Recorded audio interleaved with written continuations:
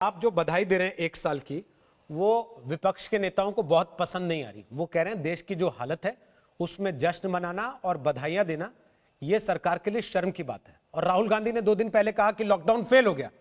आपको लगता है कि फेल हो गया लॉकडाउन? प्लान्ड नहीं था? देखिए, समस्या क्या है कि जिन लोगों ने कभी लोकहित में, जनहित में काम नहीं किया है, उन लोगों से इस प्रकार के निर्णय की उम्मीद भी नहीं की जा सकती। दूसरा, स्वाभाविक रूप से जिनकी आदत का हिस्सा अच्छा कार्य न रहा और अच्छा बोलना न रहा हो, उनसे अच्छा देखा भी नहीं जाता है। और दुर्भाग्य से कांग्रेस की ये नियति बन चुकी है और कांग्रेस अपनी इस नियति का शिकार है। सबसे दुर्भाग्यपूर्ण पक्ष इसका यह है कि जब कोरोना के खिलाफ देश की लड़ाई को मजबूती से आगे बढ़ाना चाहिए था, प्रधानमंत्री मोदी जी ने सभी राज्यों के मुख्यमंत्रियों के साथ कई बार बात की, 5 बार वीडियो कॉन्फ्रेंसिंग से चर्चा की और विभिन्न राजनीतिक दलों के नेताओं के साथ भी बातचीत की। उसके बाद भी इन लोगों के द्वारा कोरोना संकट के दौरान, जब कोरोना से देश लड़ रहा था, तब ये लोग सरकार के खिलाफ तमाम प्रकार की रणनीति अपना रहे थे। यानी संकट के दौरान भी इनके द्वारा राजनीति करके शासन के कोरोना के खिलाफ लड़ी जा रही लड़ाई को कमजोर करने की कुत्सित प्रयास किए जा रहे थे। यह देश इनके इन कृत्यों के लिए कभी नहीं माफ नहीं करेगा। लेकिन योगी जी, जो तस्वीरें लॉकडाउन के दौरान देश के लोगों ने देखी, जिनका बार बार जिक्र हो रहा है, चाहे वो बैग के ऊपर बच्चा लेटाकर जाती हुई महिला हो, मुझे यकीन है आपने भी देखा होगा, चाहे वो रेलवे स्टेशन पर मृत पड़ी महिला हो जिसका बच्चा आंचल उठा उठा के बार बार देख रहा है और उसे इस बात का एहसास तक नहीं है कि उसकी मां मर चुकी है, वो सारी तस्वीरें कहीं ना कहीं इस बात पे सवाल खड़ा करती हैं कि चूक तो हुई है। अब वो चूक किसकी हुई है ये आप लोग तय करेंगे जो सरकार चलाते हैं।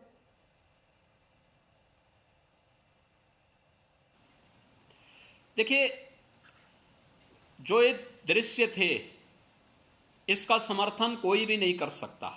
किसी भी संवेदनशील व्यक्ति को इस प्रकार की तस्वीरों का समर्थन नहीं करना चाहिए। इसके प्रति अपनी संवेदनाएं व्यक्त करनी चाहिए और मुझे लगता है हर एक को इस पे अपनी स्वयं की जिम्मेदारियों को लेना चाहिए, अपने ऊपर लेना चाहिए। और मुझे लगता है हर एक घटना को हम राजनीतिक नजरिए से भी नहीं देख सकते। देखिए, आगरा की जो घटना थी, वह परिवार पंजाब से एक वाहन से आकर के और बसेस से उनको पहुंचाने के लिए झांसी पहुंचाने की तैयारी की जा रही थी। तो उस दौरान एक वाहन से उतर करके वह बस की तरफ जा रहे थे। उस दौरान वो बच्चा उनकी सूटकेस में बैठ करके जा रहा था। वह दृश्य था जिसको मीडिया ने खूब हाईलाइट किया।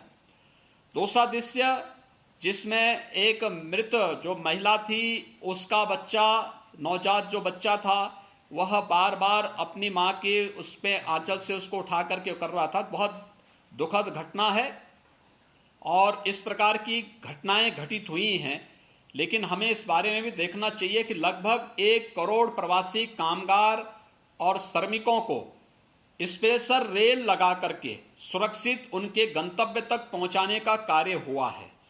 ये पहले कोई नहीं जानता था कि लॉकडाउन को हम इतने चरणों तक पहुंचाएंगे और ये अचानक जब निर्णय लेने पड़े, क्योंकि ये बीमारी केवल भारत के अंदर नहीं, भारत के अंदर तो भी ये नियंत्रित है। 135 करोड़ की आबादी का देश और कोरोना में अब तक भारत के अंदर हमारे यहां जितने संक्रमित हैं उसकी तुलना में अगर 33 करोड़ अमेरिका की आबादी को हम देखेंगे तो आप अनुमान लगा सकते हैं कि वास्तव में क्या स्थिति है। अमेरिका की हेल्थ सिस्टम के साथ अगर भारत के हेल्थ सिस्टम की तुलना करें या अमेरिका के अंदर इस दौरान जितनी मौतें हुई हैं उनकी तुलना भारत के साथ आप करें तो मुझे लगता है आप मानेंगे कि भारत के अंदर लिया गया प्रधानमंत्री मोदी जी का निर्णय अत्यंत महत्वपूर्ण निर्णय था, समय से लिया गया निर्णय था, दूरदर्शितापूर्ण निर्णय था और प्रधानमंत्री मोदी जी के कारण लिए गए निर्णय के कारण भारत एक बहुत बड़े संकट से बचा है।